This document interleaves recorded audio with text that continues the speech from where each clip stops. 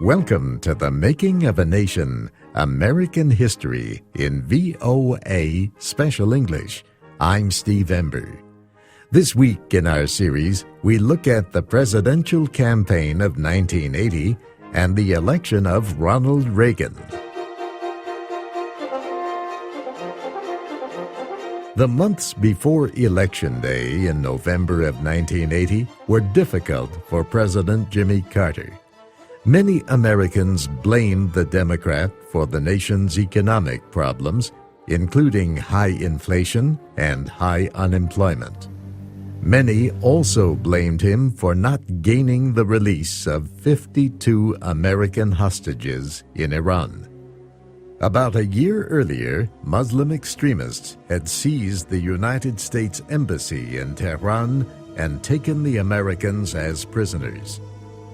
President Carter urged all Americans to support his administration during the crisis. As the months went by, however, he made no progress in bringing the hostages home. The Iranians rejected negotiations for their release, and an attempt to rescue them failed. The president appeared powerless. Carter's political weakness led another Democrat, Ted Kennedy, to compete against him for the party's nomination. Kennedy was a powerful senator from Massachusetts and brother of former President John Kennedy.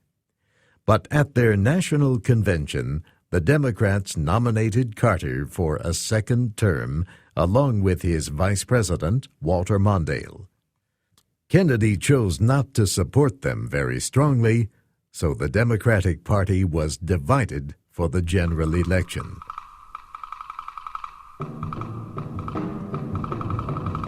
The Republican Party, however, was united behind a strong candidate, Ronald Reagan, a former actor and former governor of California. Reagan's running mate for vice president was George H.W. Bush. Bush had served in Congress and as head of the Central Intelligence Agency. He had also represented the United States as ambassador to China and to the United Nations. The inability of the Carter administration to solve the hostage crisis and other problems made many Americans feel that their country was weak. Reagan promised to give them confidence once more in the nation's strength. Carter and Reagan debated each other several weeks before the election. To some people, Carter seemed angry and defensive, while Reagan seemed calm and thoughtful. Next Tuesday is Election Day. Next Tuesday, all of you will go to the polls and make a decision. I think when you make that decision, it might be well if you would ask yourself, are you better off than you were 4 years ago? Is it easier for you to go and buy things in the stores than it was 4 years ago? Is there more or less unemployment in the country than there was 4 years ago? Is America as respected throughout the world as it was? And if you answer all of those questions yes, why then I think your choice is very obvious as to who you will vote for. If you don't agree, if you don't think that this course that we've been on for the last 4 years is what you would like to see us follow for the next 4, then I could suggest another choice that you have.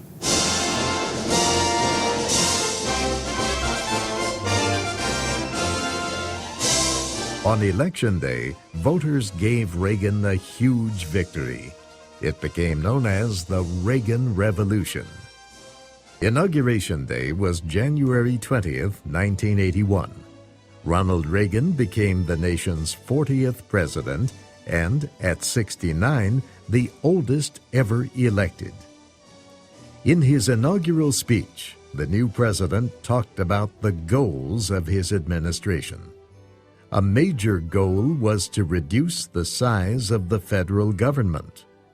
Reagan and other conservatives believed that the nation's economy was suffering because of high taxes and unnecessary laws. Government, he said, was not the solution to the problem. Government was the problem. He urged Americans to join him in what he called a new beginning. The economic ills we suffer have come upon us over several decades. They will not go away in days, weeks, or months, but they will go away. They will go away because we, as Americans, have the capacity now, as we've had in the past, to do whatever needs to be done to preserve this last and greatest bastion of freedom.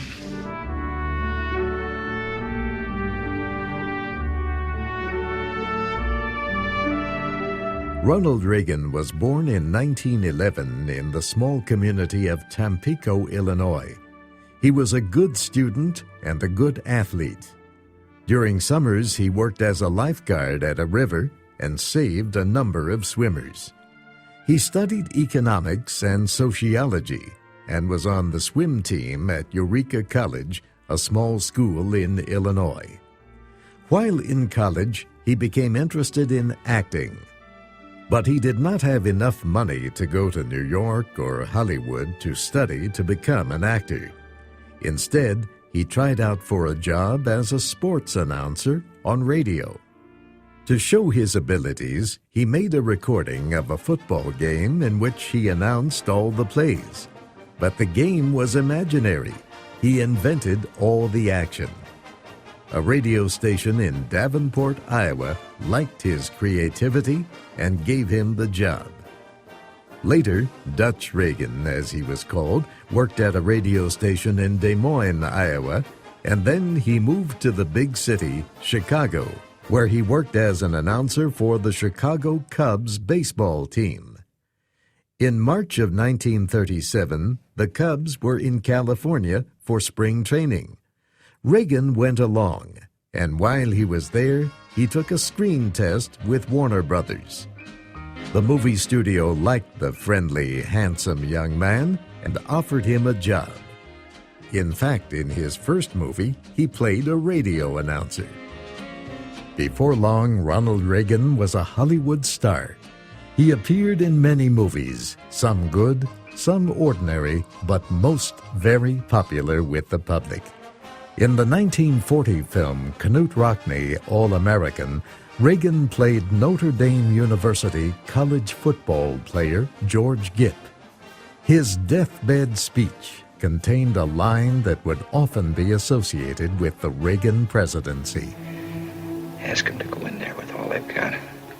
Win just one for the Gipper. I don't know where I'll be then, but I'll know about it. I'll be happy.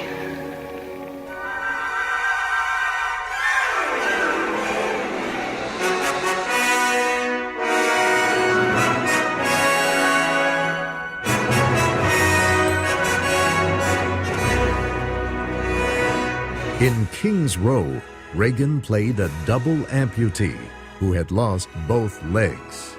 Randy! Randy! Randy! Where's the rest of me? Randy! You straight? It was that accident. Yes, dear. But don't talk about it yet. He remembered King's Row as the film that made him a star.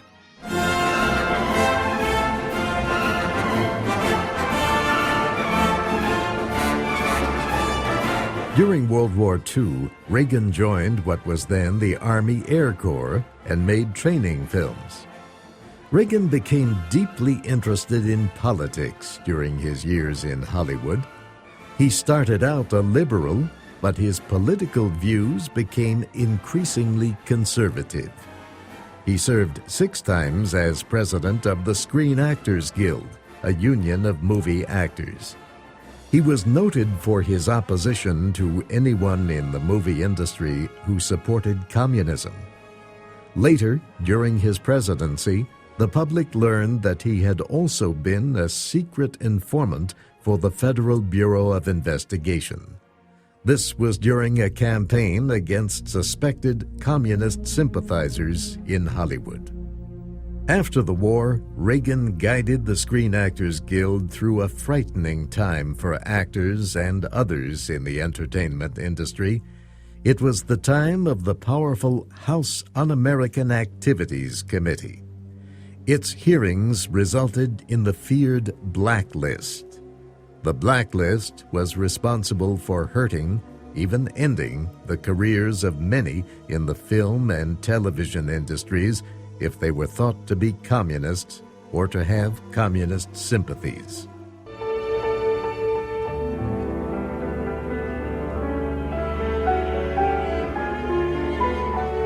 It was through the blacklist scare that Reagan met his second wife, Nancy Davis.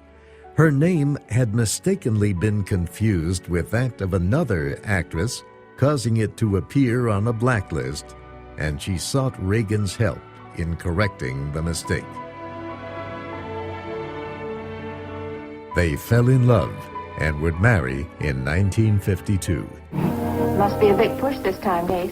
The Admiral told me not to tell.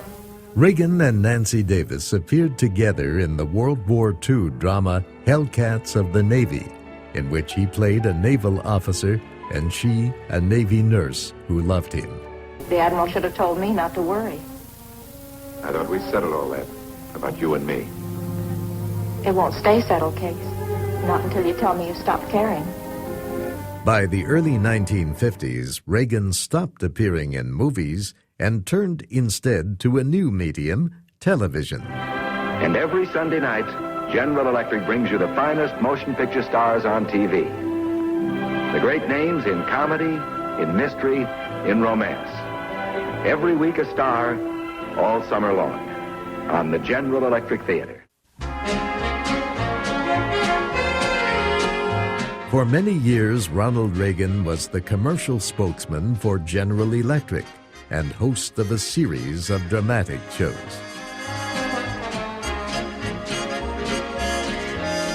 For much of his life, Ronald Reagan was a Democrat.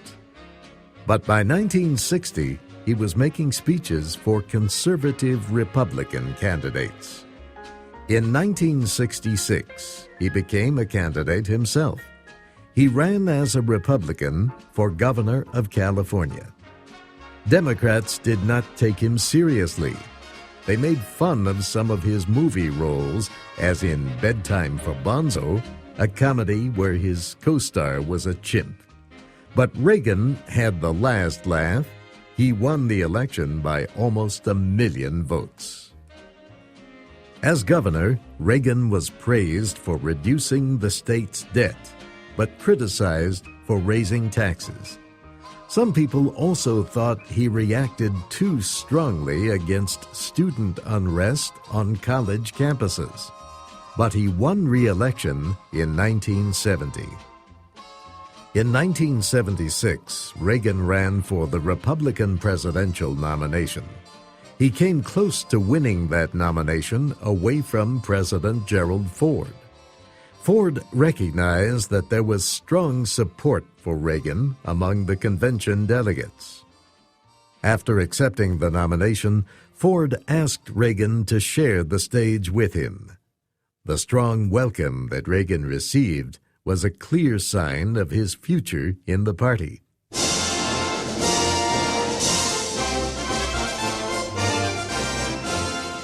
That future would come just 4 years later when Reagan won the presidency.